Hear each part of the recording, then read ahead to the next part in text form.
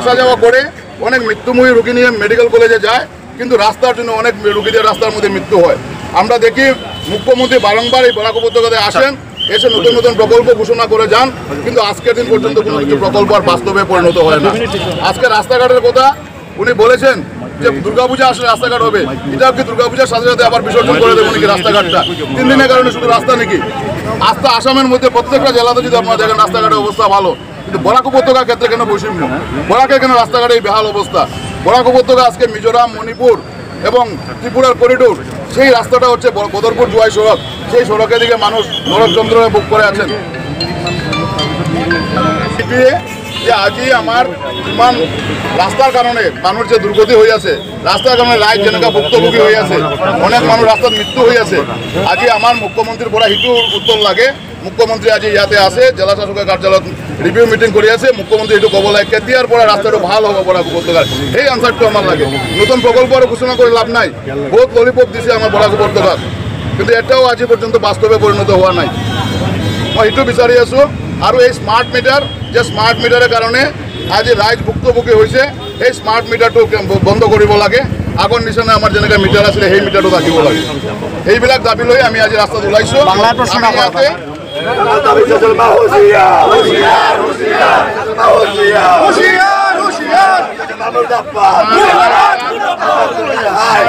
ইতিপূর্বে আমাদের জেলা কংগ্রেস সভাপতি উনি বলেছেন, কথাটি সত্যি, যে আজকে বরাকের যে রাস্তাঘাটের অবস্থা, আমরা আগে বলতাম যে বরাকের রাস্তার গাতা আপনার পিডব্লিউ মন্ত্রীর মাথা, ঠিক সেই অবস্থা হচ্ছে বর্তমানে কাছাড়ের।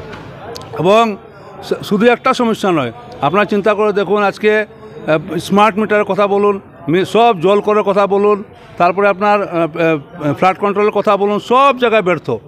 আজকে সবচেয়ে দুঃখ লাগে যে রেড ক্রস সোসাইটি, আমাদের এত পুরনো একটা সংস্থা, তারও আজ পর্যন্ত কোনো ঠিকানা নেই। তারপর চাকরির ব্যাপারে আপনার চিন্তা করে দেখুন, বরাক উপত্যকার লোক ছেলেমেয়েরা চাকরি পায় না। তো এই সরকারটা কোন দিকে আমাদের লোককে সাহায্য করলো? আজকে কি করতে আসলে এখানে?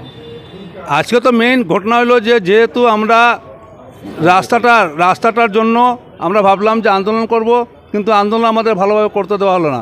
এই রাস্তা তারা পুলিশে আমাদের ধরে নিয়েছে, পুলিশে ধরে নেওয়ার জন্য কংগ্রেস ভয় পায় না। কিন্তু সবচেয়ে বড় কথা হচ্ছে ধরে নিয়ে আনা বড় কথা না, বড় কথা হচ্ছে এটা পার্মানেন্ট সলিউশন একটা হওয়া দরকার।